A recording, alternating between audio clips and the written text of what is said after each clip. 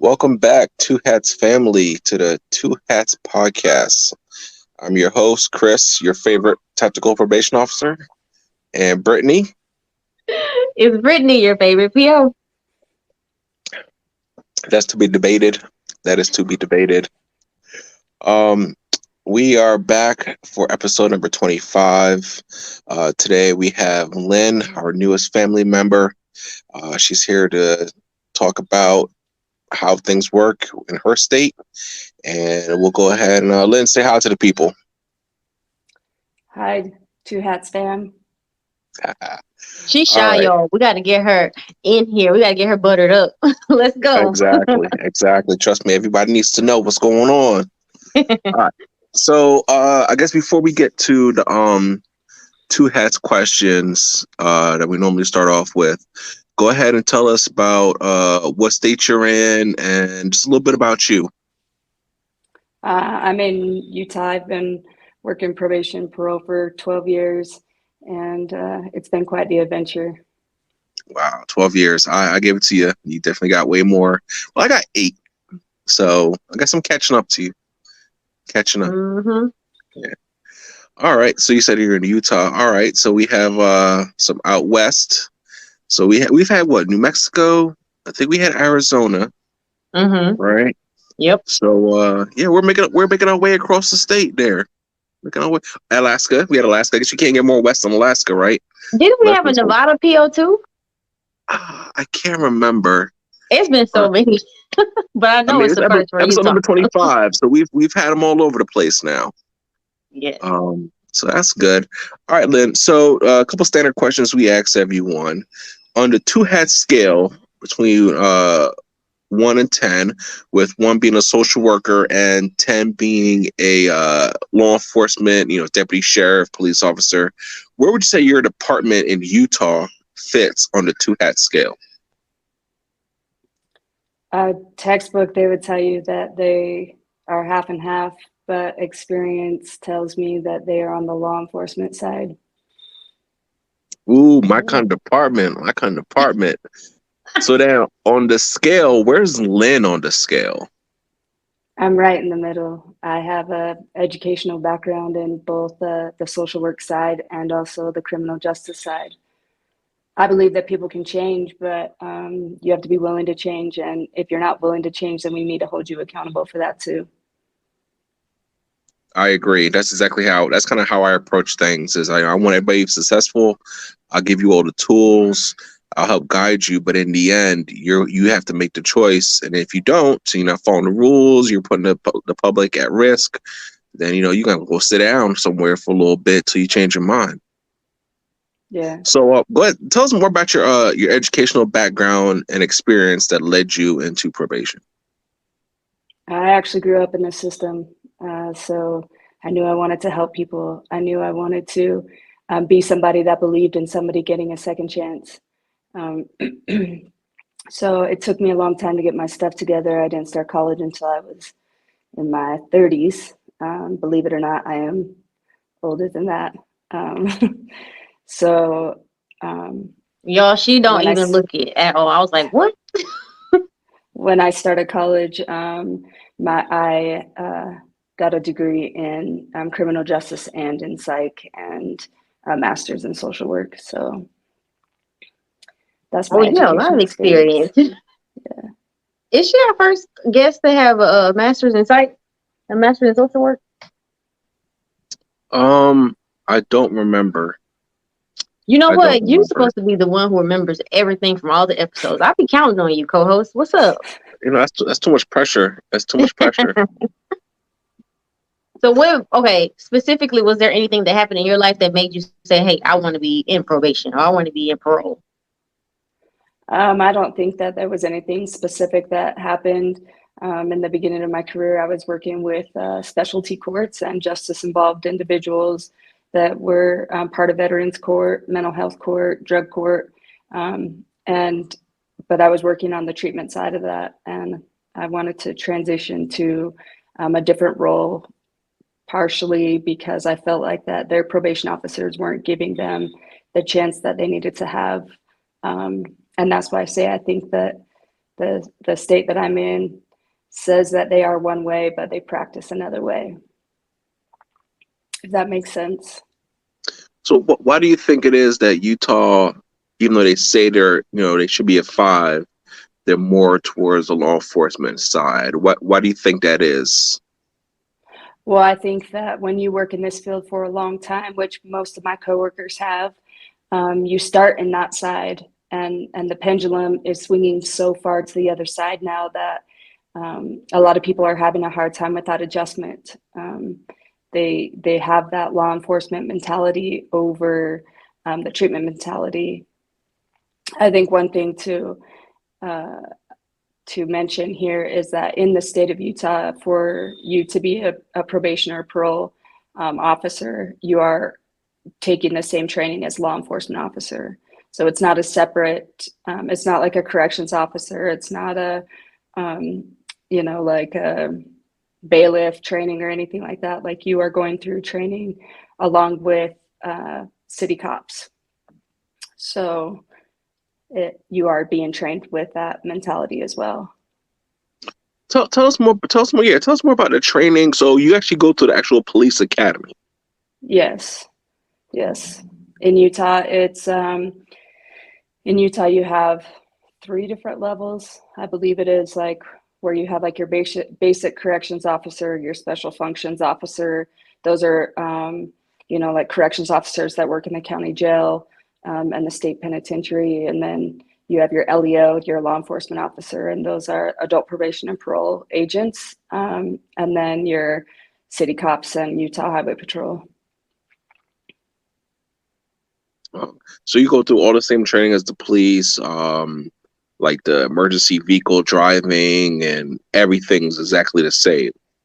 Yes. With all the stuff that has happened over the last few years, we've had, agents out, just yesterday or the day before, it was a 1-year anniversary or 2-year anniversary of a city officer being killed in the line of duty. And one of our officers actually was shot in that same incident, trying to help this officer. So like we are expected to respond to the same situations if we are out doing house visits, or if there's, needing extra security, at any events or things like that. Like, we are still expected to perform the duties of a law enforcement officer. So what are your full authorities and arrest powers? Is it the same? You have the same exact arrest powers as a police officer? Is it limited because you're on the probation parole side? How does that work? Because I know in my state, our authority is over people on probation and parole. We are considered law enforcement. We don't go through the same academy that law enforcement goes through. We go through our own academy, and then we're able to assist law enforcement to a certain degree within certain limitations and boundaries. So how does it work with you guys being, going through the full police academy? Yeah, so we enforce the law to its fullest effect. We are in unmarked cars. We have the authority to pull somebody over for a DUI if there's suspicion. The state frowns upon it. They don't want us getting involved in that, but we do have that authority. If we are at an offender's house who is in possession of things that they shouldn't be in possession from, we don't need to go to the court and get a warrant and for a violation of probation to get them arrested. We can perform those duties and book them into jail on our own based on probable cause. So you guys are able to do all the actual filing of paperwork for new charges? Yes, sir. Okay. So yeah, in my state, we're not able to. We can file probation violations. So if I go to an offender's house and he has an AK-47 sitting on the dresser, you know what I mean? Okay, yeah, I can go ahead and arrest him on the probation violations. But then I'm going to be calling local police. They're going to come out. They're going to run the gun. See if it's stolen. They're going to run his record, see if he's a convicted felon in possession of a firearm, add some more charges on top of it. And I guess if they want to do a further search, then they can get a search warrant, etc. But only thing I can do is arrest him on the probation violation aspect of it. We don't file new charges. Yeah, and then in my training and going to conferences, with APPA and APA outside of the state of Utah, that seems like that's how most agencies are. I think there's less than a handful of agencies throughout our country that run their probation or parole agents as law enforcement officers, not peace officers or just a probation officer. Yeah, that Well, is over here in definitely Texas, we don't do none of that. We don't do any of that hard stuff y'all got to do. It's work over there. So do you find that a lot of law enforcement officers come over to the probation side, or a lot of probation and parole officers go just strictly law enforcement? Yeah, we do see continuous exchange. You know, one of my good friends was a city officer for 14 years and came to adult probation and parole. And, you know, 4 years later went back to working as a street cop because that was her jam. That's what she enjoyed doing. She liked sitting at a desk, writing, you know, a lot of warrants or paperwork, following up on things like that. The paperwork, Chris's favorite part, the paperwork. Yeah. It is. If you do it right the first time, you don't have to do it the second time. That's true. That's true. It's just a lot. It is a lot. It's not like, you know, when you're, you know, police officers, you know, they come on upon a situation, you know, they investigate it, they write up their report, you know, their affidavit or whatever in terms of what happened, they write their police report. And that's really it. You know, but with us, it's every single little thing you have to document. You call somebody, you got to write it up. You do a violation, you do, you know, office appointment, home contact. It's like every little thing you do, you call a service provider to check on, make sure that they're attending their classes. You got to write that up. It's like everything, and it gets to be a lot. But you know, absolutely. Since Utah is more law enforcement, does that help with the recidivism rate? Or are you seeing a lot of offenders complete successfully, or how is that? Well, I would like to say a lot of people complete successfully, and probably, I don't have the exact numbers, but I'm sure several do. But then we see them come back. So as far as recidivism, I wouldn't say that our recidivism rates have went down, but I probably shouldn't necessarily speak to that exactly, just because I have my personal opinion and my own theory. Okay. You know, they're out there building a new prison right now that's smaller than the current prison that we have. And so I think that getting people out into the community and having them do treatment in the community versus in prison is a contributing factor to that, because when you're incarcerated, you're more willing to get out of your cell to go participate versus when you're in the community, somebody has to pay your bills. So your priority is not going to treatment. Your priority is paying your bills if that's what's important to you. How are there a lot of resources available for people who are like unemployed or homeless or have drug addiction, alcohol addiction? No. No, because that was the one thing that I found to be hard being a PO, was that so many people needed help and there wasn't the resources available. Yeah, it's they did within the last few years start a program with the state Medicaid. So like your low income health insurance. I don't know if it's the same out in your guys' states or not, but where if you know, had been incarcerated and had not been kicked off Medicaid for, you know, like fraudulent reasons, that you could qualify for Medicaid for a year. And that was supposed to help you get the treatment that you needed. But some treatment providers are so overwhelmed, depending on the area that you're in, that they don't have what's necessary. They don't have the ability to provide the appropriate treatment, or they don't have the ability to provide the appropriate treatment just because it's a small rural area. So it has its, I think that if you're going to prison or being arrested for drug charges, that you're at the level of probably needing a residential treatment program, and you're not going to get a residential treatment program out on the streets unless you can afford to pay for it by yourself. See, I think that's the one of the downfalls of probation and parole, especially when you're trying to, you know, elicit change with somebody that has, you know, substance abuse or mental health issues or other kind of things they need services for is that, you know, like where I'm at in my state, in my city in the county I work in, there's a lot of resources. There's a lot. If you want to make a change, if you want help, there's a lot of things available for you. A lot of different programs, either done through private organizations or through the county itself. There's a lot. But then you go over to the next county that's more rural, and there's just less. There might be one provider, or you know, they might have to send you to another county in order to get services. So I think that's definitely a downfall. I don't know how you fix that. But yeah, it's definitely something to think about when you get into this field is what are the resources that are available? How do you actually get the offenders to where they need to be? Because I know one thing Brittany talks about is the transportation issue. Sometimes people have issues getting around, you know?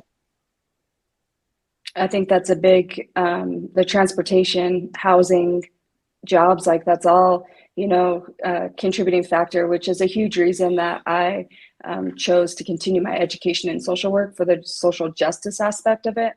Because whether we like it or not, people are coming out of incarceration and being placed in our community. And by having the mindset that they don't deserve an equal chance is preventing is only reaffirming somebody's opinion that like they're always going to be a criminal. Because if you can't get a job that's going to pay you a wage enough to get an apartment, then you're going to go back to doing what you were doing, whether it's selling drugs, selling your body, whatever it is to get you what you need. Everybody has the same basic needs. And so we need to somehow create a better system that can meet somebody's basic needs to help them get to where they need to be. The other part on that too is if you come out of incarceration and you go work construction where you're making, you know, $35 an hour, $60,000, $70,000 a year, but you can't even get a place to live because you have a criminal history, then you're in the same position. Yep. So it's about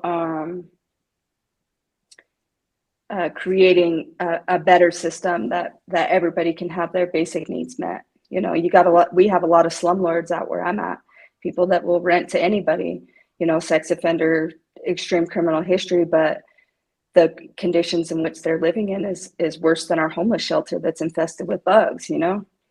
So sometimes we're talking about money, what is the starting salary for a PO out there? Average? I don't know what the salary is, but the process is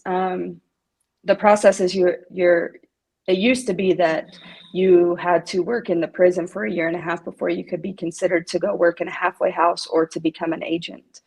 And the starting salary for a corrections officer, I believe, was like $19, $20 an hour, something like that. Which everybody knows that the cost of living just continues to grow and grow and grow. And so I don't know that $20 an hour is going to pay somebody's bills, but. So it's not that way anymore? You don't have to start out in corrections? No, it's not. If you have education or previous experience as a law enforcement officer, then you can go into an agent position. But they don't require you to work in the prison anymore. And that might change with the change of location of the prison. They have a lot of people that aren't willing to drive that extra distance. So, you know, you never know. Things are always changing. I think that's kind of good for some. Well, maybe not. Let me ask you this before I say that. So if you went that corrections route, did you still have to have that that degree, that bachelor's degree? They actually don't require you to have a degree in the state of Utah to be a probation parole agent. Mm-hmm. Now that's the information I need right there. Okay. A lot of people want to get into the field and, you know, they don't have that degree. So that's a good thing. A lot of states do require you to have, it's require you to have some kind of degree. So that's different that you don't actually need it. Yeah, you can turn 21 and go work for highway patrol without a degree, and it's the same for corrections. Wow. So all Okay. right, so let's get a couple of base facts down. So in Utah, is it a state system or is it a county run system? It's a state system, and we are under the executive branch, so it's all governed outside of the judicial system. Yeah, so it's Utah Department of Corrections, and then you have the Division of Prison Operations on one side, and the Adult Probation and Parole on the other side, and then the Utah Board of or the Board of Pardons is separate from even the Utah Department of Corrections. Okay, okay. And so they're separate. It's a state system, and you guys handle probation and parole cases. Yes. Okay, okay. A lot of people want to know because different states do things differently. Like in PA, probation is done on the county level, and then state parole is a whole separate agency run at the state level. So it's just different how things are ran or operated in different states. So, Uh, okay. I agree. I believe I have I've been in so many trainings with other states and other agencies that I'm like, whoa, this is crazy to me. So Now you mentioned So APPA. Chris, have you ever been to APPA? I've heard of it. I have never been involved with it. I've read like different studies and publications they've put out, but I've never actually like went to any conferences or anything like that. Oh, you should try it. You should see if your department let you go. It's very informative. You meet and you learn so many things. Like, but go ahead. What were you about to say? I'm sorry. No, I'm just trying to just kind of wrap my head around everything Utah related. So, a couple of things. So the having people start at the corrections level at the prisons, that's not like a requirement I have here in my state, but a lot of our officers did come from the prisons. I think they think it's just I don't know if they did that in order to get experience before they came over. I've never worked in a prison. I've worked in a juvenile reform school, but I've never actually worked in a prison, which I don't think that's something personally I could do. I have a thing about locked doors. Like I hate taking people to jail because I hate when you take them. As soon as you go through the Sally Port, you're like locked in. I hate that. So I don't know if I could do it. More power to those that can. And then on the second part was so we talked about the degree. We talked about the starting the prisons, and I forgot my third point. I'm sorry. That's okay. That's okay. So there's a lot of good benefits that Utah provides that I think some other states don't provide to their employees, not just the Department of Corrections, but it's their pension. Not a lot of places offer pensions anymore, and as a public service employee, you have the opportunity to have a great pension, and then also the health benefits. Like if you're single with no kids, you don't pay anything for your health insurance. So there are some, pros to the benefit side of what's offered if you choose to make that your career as well. As a part of their application process, do you have to undergo like that? What is it, Chris? A psychological exam and the some type of physical fitness exam? yeah, so Yes. so in my state, we had to go through. We had a physical, and then we had a psychological. We didn't have to go through like a PT test or anything, which and PT isn't required in our academy. We do wellness where we'll do some like cardio type stuff, but it's very rare. I think we might have done it like 2 or 3 times the entire time we were in the academy, but it's not like a daily thing. So I'm assuming since you guys kind of go through a police academy, is that a part of what you have to go through a physical training and all that good stuff that normal cops go through? Yeah, so once you submit your application, if they decide that they want to put you through the testing process, the very first thing that you have to do is pass that PT test. So the requirement when I went through was you had to run your 1.5 miles in like 16:30 or something like that. And then you had to do a certain amount of push-ups in 1 minute, certain amount of sit-ups in 1 minute, and be able to do a squat jump at a certain amount of inches. And then that's like your entry. But if you're selected and you make it all the way through, then you at the end have to do another PT test, and all of that comes down. Or I mean, like your run has to be cut by a few minutes. Your sit-ups and push-ups are, they go up in how many that you need to have, and then your jump goes up by I think 2 or 3 inches. You need to be able to jump another 2 or 3 inches.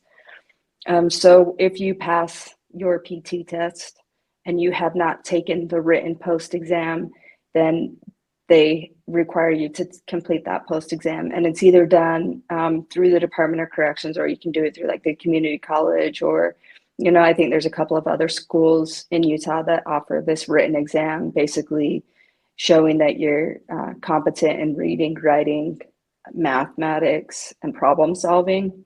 So is it pretty easy? What was that? Is that exam pretty easy? I failed it the first time, Oh. and I passed it the second time. So I think some of it really depends on you. I'm a chronic overthinker, and so if you ask me a question that there could be several different answers to it, then I don't even know what to give you, because I want to give you all the answers and challenge it and, whatever. So once you've passed your PT and the written exam, then they move you through the background check process. The packet for the background check is like 30 pages. I mean, you have to write everything that you've ever done in your whole life, people that are related to you, whether you talk to them or not. Like, it's like very similar to the FBI background check, because it's like you're documenting everything that you've ever done, every person you've associated with for like 10 years. Anybody that you've lived with, whether it was a roommate, a significant other you're no longer with, you have to provide all that information. And then they review it, and if they want to move you through the next process, let me retract on that. So even though that we are told our whole lives, if you have a juvenile record, it can't be used against you. It can be if you want to go into law enforcement. You just have to give a really good explanation and be able to prove that since your juvenile history, like you haven't continued those kind of behaviors if you don't want it used against you. So you do have to disclose everything. Speeding ticket, I had like 10 speeding tickets. I thought for sure they weren't gonna let me go through. So you have to disclose all of that. And if you don't have, recollection of it, you can't just skip it and say, this is what I remember. Like, you need to be going to like the DMV and getting your driving record, or going to the courts to get information about like your charges or whatever, if you do have a criminal history. So once that's completed, if they want to move you through the next process, then you go through your polygraph exam.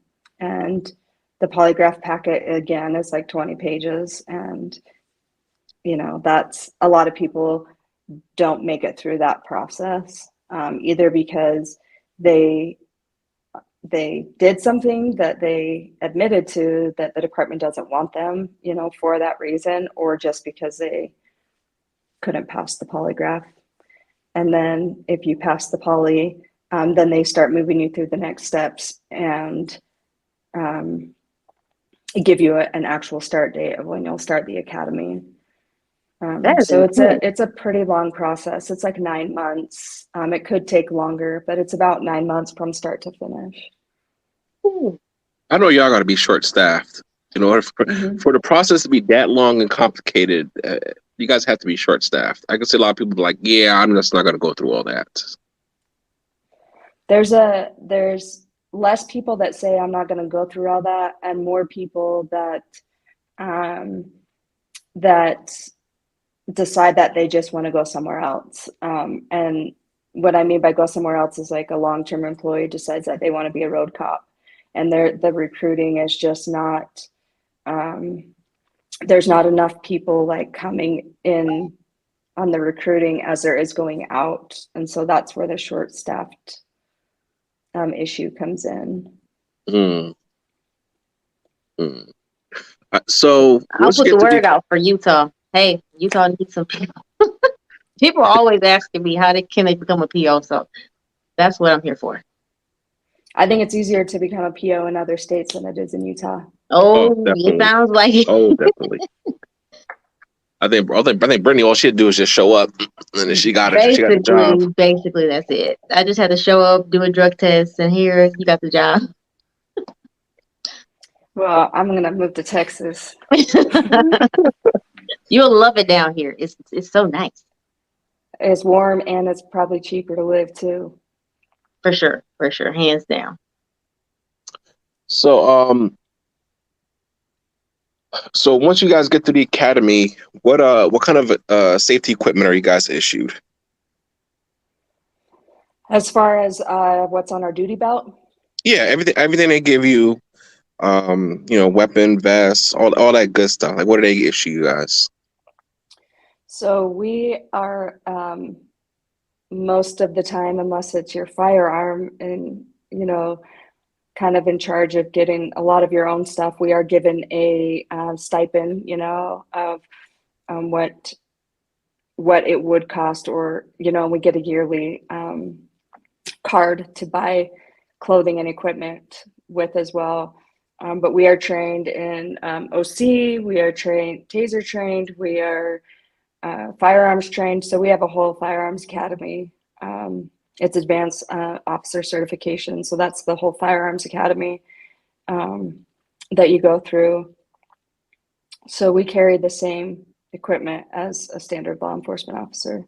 Wow. I know some states you have the option to carry a gun, but they don't give you an option for a taser. And as a probation officer, I'd rather carry a taser because I ain't trying to shoot my offender and end up on the news when I could turn around and walk away from the situation. But in Utah, you can't turn around and walk away from a situation. You need to stay engaged in it. Oh my gosh. Chris and I have this discussion all the time because in Texas, POs don't carry at all. And Chris is pro carrying for POs. I'm like, Chris, it's not that dangerous. But it sounds like it's a whole different ball game in Utah. So I'm like, oh yeah, y'all need to carry all the things, have that duty belt full. I don't. Listen. Like I said, I can't. I'm not doing this job unless I'm able to protect myself. It's as simple as that. I've dealt with had offenders on for murder, assault with deadly weapon intent to kill. Gang members. They're running around with guns. Yeah. There's no way I'm just gonna be like, oh, okay, you have a gun. All right, cool. I'm gonna holler at you later. Nah. Nah, it's not going. It's not going to happen. We got to handle business. But I understand it's all about how you present yourself and how you go about the job. But yeah, But I understand do it. Utah because they're actually law enforcement. Like they out here on the streets for real. But y'all over there, in PA and all these places, we're gonna talk about that later, Chris, because we can go on and on about that. So, Brittany, I'm laughing watching you on this video. this is how it is with us. This is just how it is. So with you guys being actual law enforcement officers, state certified, so how is your relationship working with other law enforcement officers, local police, sheriffs, and things like that? It depends on your expectation, your relationship with them. I believe that we have some areas where local law enforcement is like, you're LEO too, why don't you handle it? And there are some that are more than willing to support and provide backup. So it really is dependent on the relationship that you have with the agency, because if you're an APMP agent who carries the same badge as a city officer and you're constantly calling the city for help, the officers are not going to like you because you went through the same training. and some people will say you're just being lazy. You don't want to do the paperwork of taking contraband or arresting somebody or, whatever. So you need to handle it because it's your offender that you're wanting this information on. Now, if I have a car in front of me, I'm on my way back from training, I have a car in front of me all over the road, driving reckless, I'm in a marked car, I could flip my lights on, but the agreement is that we need to get other agencies, and that the highway patrol or whatever city agency needs to be involved to do that actual traffic violation. And that's just an agreement that they've really tried to put in place as respect to the other agencies, that like you're not just out there patrolling their streets because they're not doing it, because that's not the case. It's more so like place and time. So you guys have full emergency lights. That's nice. Yeah, we don't have those, so that's nice. it's nice when somebody wants to ride your ass, sorry for my language, and not realizing, and then you flip your lights on and you watch them scoot way back. What kind of vehicles are you guys issued? So there's a wide range of vehicles, anywhere from the police interceptors to SUV. We have a Subaru Forester in one county that has a lot of, they have a lot of terrain, like that needs all-wheel drive, stuff like that, and it's super undercover. They're going out people's houses that are out in the middle of nowhere. So it's just a wide variety of vehicles, Chargers. So are they assigned to you, or they take home cars, or you kind of like got to sign it out, for the day? It depends on what area that you work in and if there's enough cars. If you're a supervisor or a shift, if you're a supervisor or an area administrator, then you are assigned your own take-home car. If you are in an area that has enough take-home cars as a standard agent, you may have one between you and your partner, and you guys decide who wants to take it home, things like that. But if you're in an area where there's not that option, then most of the time, the one or two cars that are available in that area are just shared amongst the few agents that are out there, and they're kept at the office. Okay, that's different. Guess that works. Do you guys have take-home cars where you're at? Yes. Every officer is assigned a car, and then you get to choose whether you want it to be take home or not. And then you just have to. There's paperwork you got to fill out and put a request in, and somebody higher up has to sign off on it. But I've never seen them actually deny anyone. Because they advertise it in the recruitment as a perk of the job that you get a take home car. But like I said, there's other officers that just refuse to do it. I've heard different reasons from, the cars have, telematics that, track the speed and location of the car. And a lot of people feel like they don't want the state all up in their business, what they're doing, or whatever. My thing is, if you're not doing anything wrong and you're driving a car and going to places where you're supposed to be going, you can't take it to the grocery store. You can't, take it to go to the movies. You go home, you go to work, and then you go, do your home contacts. You know what I mean? Everything else, use your personal car. To me, that's more than reasonable enough for me. I guess there's some people that they don't want to deal with that. So. Well, Lynn, I have a question. Since you guys' role in Utah is so involved, like on average, how many people do you hold on the caseload at a time? So that depends on what kind of caseload that you have. Our caseloads, they could be a female caseload. They can be, they call it the SOMEO team. It's our sex offenders, mentally ill team. They're higher needs. And then you have your standard caseloads. I don't want to say standard caseloads. I'm going to say about 60. Okay. I could be wrong. It could be a little bit more, it could be a little bit less, but I'm going to say averaging about 60. And the one thing that I've learned from other states is the amount of contacts sometimes people are like, wow, that's a lot. But not everybody is on the same level of supervision.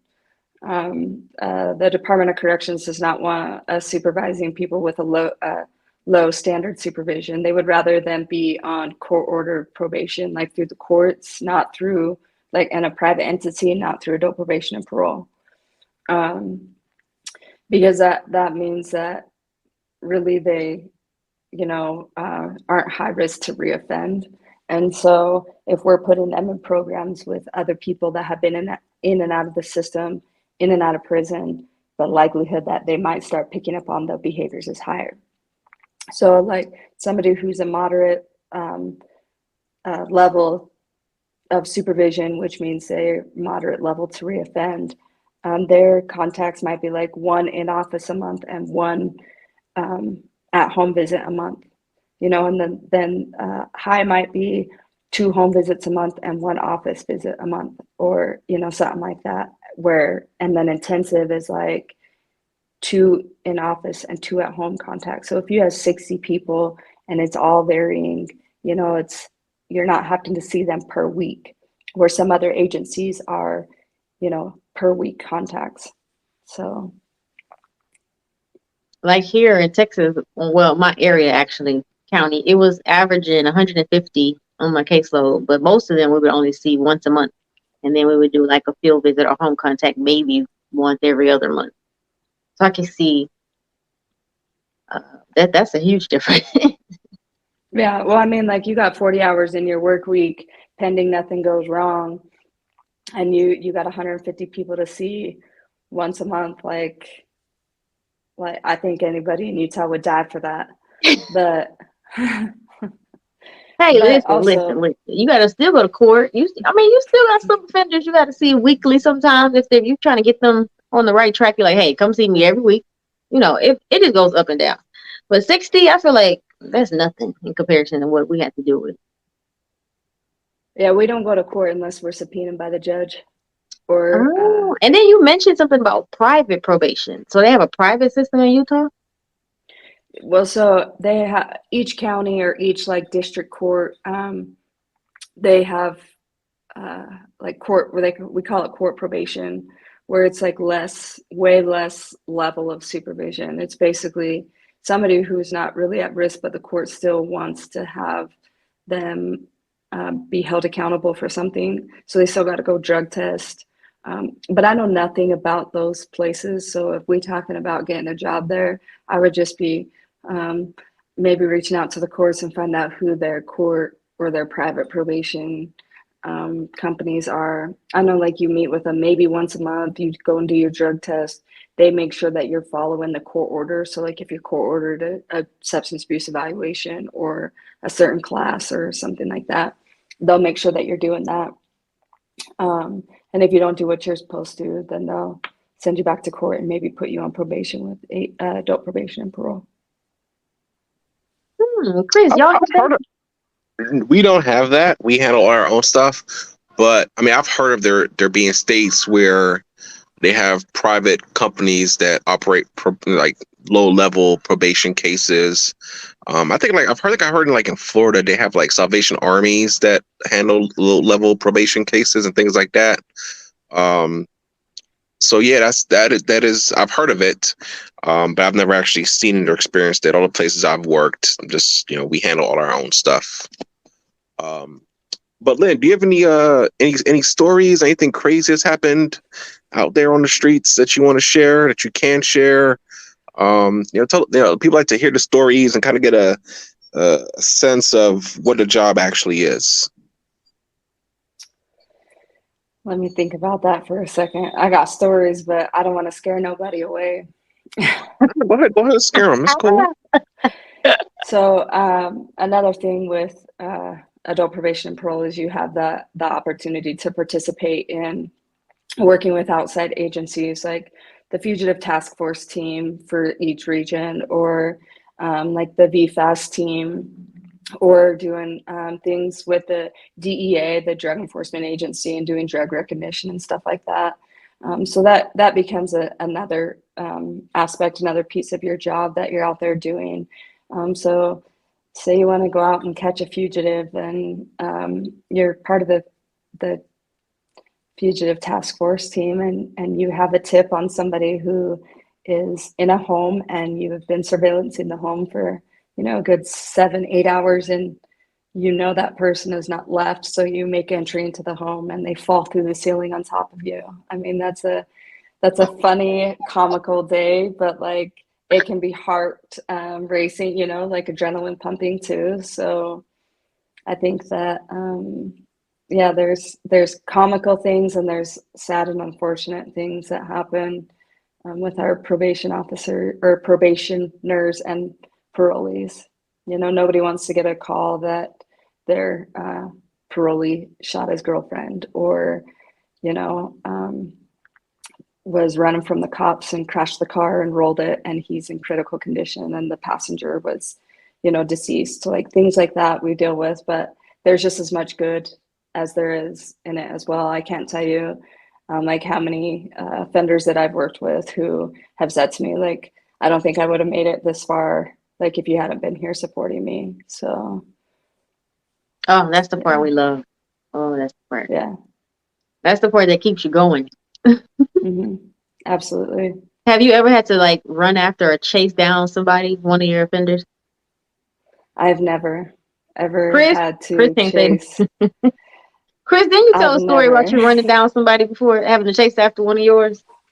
Man, I've had some situations when I was a juvenile officer where I don't know why I thought I could chase after these little young kids and catch them. I don't know who I thought I was.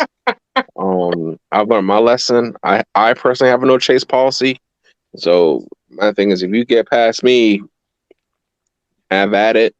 You know what I mean? But yeah, I don't chase people no more. That's not my thing.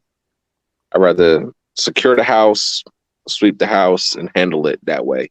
But I'm not chasing people no more. It's not where I've had adult offenders run for me in the streets, and I'm just like I'm yelling at them like, I'm not gonna chase you. It's not that serious. You know what I mean? And I'm like, I'll just go back to the office and put paper out on you. You know what I mean? It's I'm not chasing you in these streets. It's not gonna happen. I have that same thought, like you can't run forever.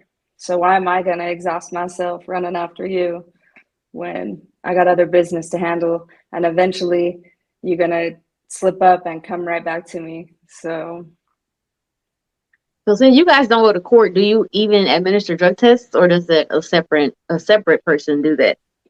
No, we do all the drug testing. We do saliva, breath, urine, and we don't do blood draws.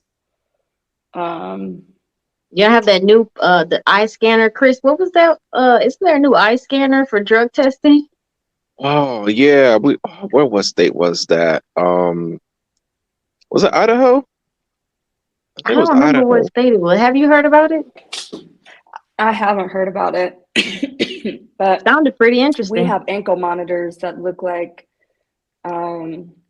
your EMU unit, but they're for testing alcohol too. So. Oh yeah, like the cam units. Yeah.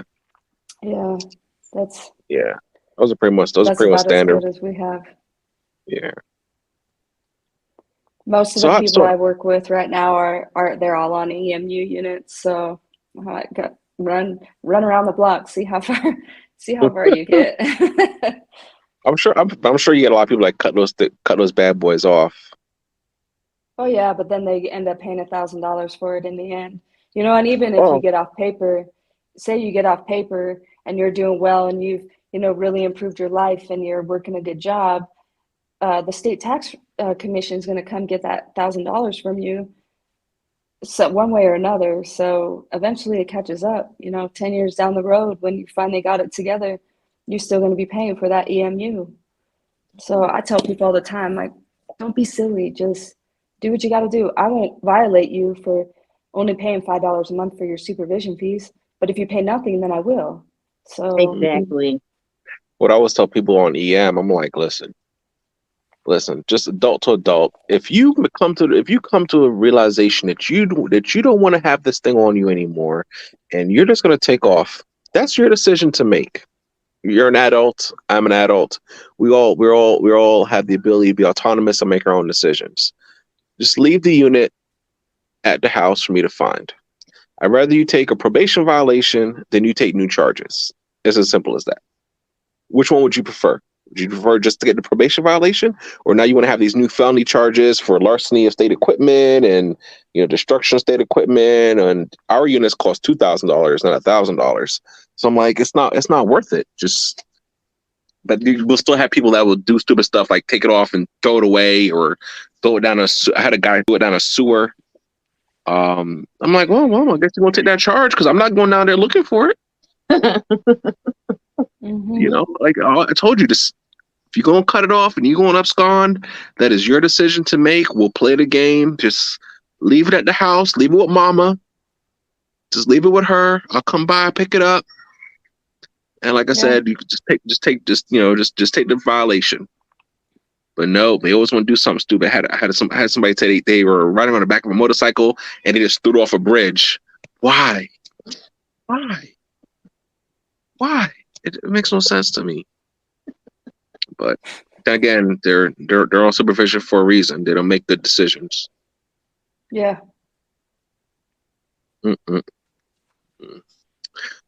So Lynn, do you have any final words of advice for anybody that wants to be a PO, whether in general or in Utah?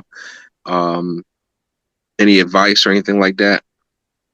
I think the biggest thing for anybody who's in this field already or who is interested in going in this field is to just remember that these people are in our same community.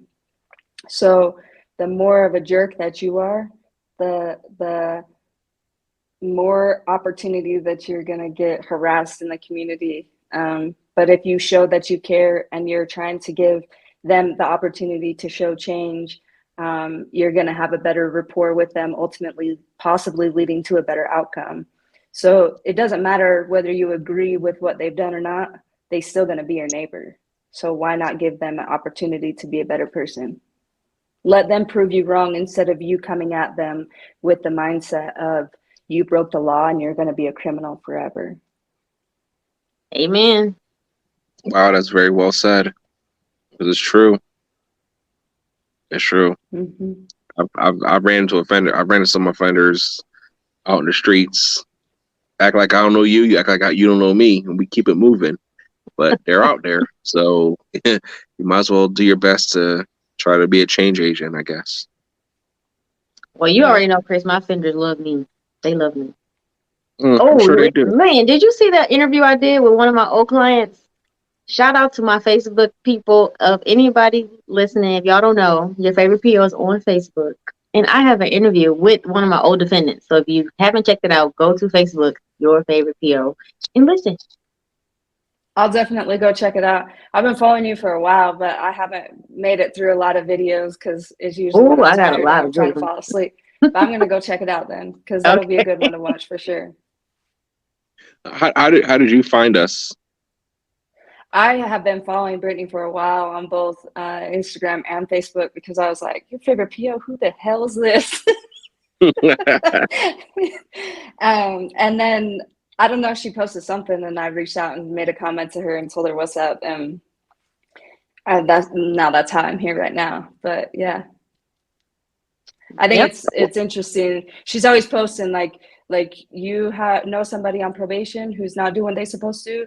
Encourage them to check in with their officer, encourage them to show up to the appointment, let them work with let them hold themselves accountable to their PO so that we can continue to work with them. Because it's when they stop being accountable for themselves is when they end up getting themselves in trouble. Like I'll work as a probation officer, I'll work with anybody if you come to me and tell me that you've screwed up. But if I have to find a roundabout way and you still don't want to admit it to me, then it's not going to end well. So that's what her posts like that are what catches me every time. I'm like, dead stop. All right, let's look at this. Yes, I'm trying to encourage these people out here. It's hard. Sometimes they need that little extra motivation. They don't want to listen to their PO, but they'll listen to me. Hey, y'all. That's why you're the favorite, allegedly. That's why I'm the favorite. Yeah. Well, Lynn, we thank you for being a new family member here on the Two Hats podcast. Thank you for sharing your experiences. Being an officer out there in Utah, definitely it's different, and this is what we like. We like being able to hear and share how the job is different from state to state, county to county. Just how the experiences are different, the requirements are different. So thank you again for coming on. We definitely appreciate you sharing your time with us. And we are trying to grow the family. So if you know any PNP probation parole officers out there who might be interested in hearing what we have to say and other officers across the country have to say, send them on over, okay? Two Heads Podcast. Will do. Definitely tell Thank a you guys friend and so tell a much for friend. having me. All right. Two Hats family, make sure you guys follow us on Instagram at Two Hats Podcast. You can follow Brittany on her Instagram page.